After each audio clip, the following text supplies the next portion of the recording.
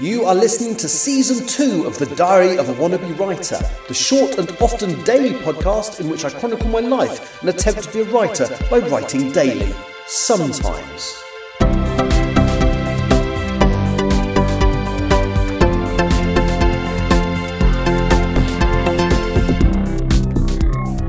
Hello, today is Saturday the 26th of July 2025, and you are listening to The Diary of a Wannabe Writer.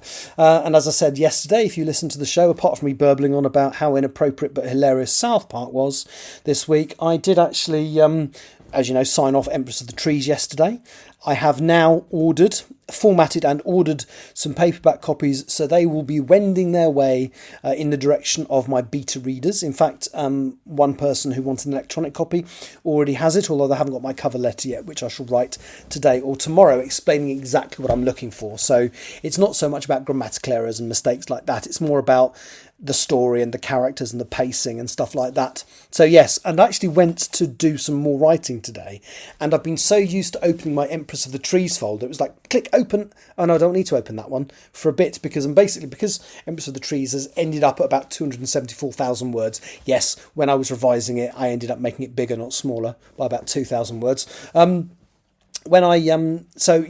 I'm basically now, that will be with my beta readers, because it's so long, I'm giving them 3 months to do it. So it will not be, I won't be doing any work on it unless they all finish early. I will not be doing any work on it until beginning of November. So what am I going to do in the meantime? Well, today I officially started working on the sequel to Still Life. It is called Self-Portrait.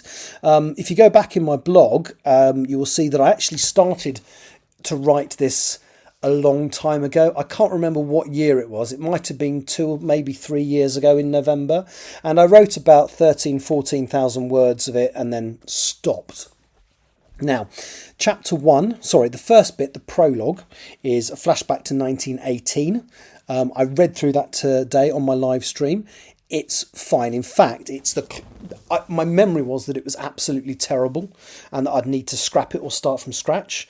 But clearly, I have done some editing work on it, because actually it was fine. I added an extra 500 or 600 words to the end, but it's absolutely fine. So I've read through that on my live stream today. That is literally ready to go for a paper edit. That hardly needs anything doing to it.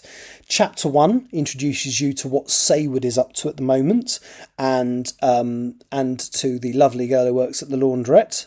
Not that she's a major character, I don't think, but who knows what's going to happen next.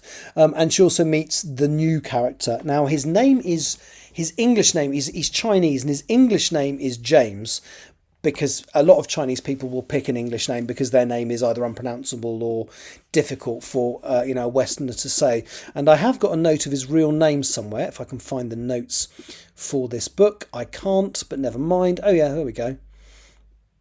Have I got his name? Liang Chen is his real name. Chen being his first name, so Chen Liang, but because they do surname first, it'd be Liang Chen. But he calls himself James, and he falls over when they first meet, and Sayward touches him and realises he has abilities like she does. Now, she's absolutely desperate to not have that in her life. She spent however many months it is since the last book stopping herself from using her abilities, locking down, basically just not doing anything to make her more powerful. And she's been successful, but then she touches this lad to help him up, and although you can put mental barriers up to stop people telepathically either sending or receiving messages to or from you, physical contact is another. I established that in the previous book, actually. Physical contact is another thing. You can't block a two-way exchange of information from physical contact. And luckily, I don't think she does send much information, but she sees a little bit about him, doesn't think more of it. But that's basically chapter 1. That will need a paper edit. A screen edit and then a paper edit. I might start that tomorrow. I did go through that one in my live stream today as well, so that's good. Then the next chapter is material that I haven't written yet. So it reintroduces us to Molly from the first book and what she's doing now. It's the one bit of material that I have abandoned from the first draft that I wrote 2 or 3 years ago, those 13,000 words, because in that I've got her being in hospital after a suicide attempt, and Molly is just a fantastically positive, wonderful character. And the more I thought about it, there's no way that she would attempt suicide. There is one scenario that I can think of that would cause her to have issues with her mental health, which is related to something that happened in the first book, but that hasn't happened yet, and if it happens at all, won't happen until it won't be in this book. So that kind of, no, I don't want her in hospital recovering from a suicide attempt. She's actually going to be working for the Sutherland Institute, helping other temporal refugees to integrate with modern times. Her story is going to be uplifting and positive, and she is going to have her impact on the people around her is going to be wonderful and positive, and that's the story I want to tell with Molly in this book. So the first new material I shall write, which won't be for the next few days, will be that chapter. It will then return to the bit I've also read today, which is Sayward at work, new starter at the supermarket. So she works nights on the supermarket filling the shelves when the store's closed, and the manager says, oh, there's this new lad here, can you look after him, show him the ropes, make sure he knows what he's doing? And it's James, it's Liang Chan, whatever it's Chan Liang, is it Chan? Yeah, whatever his name was.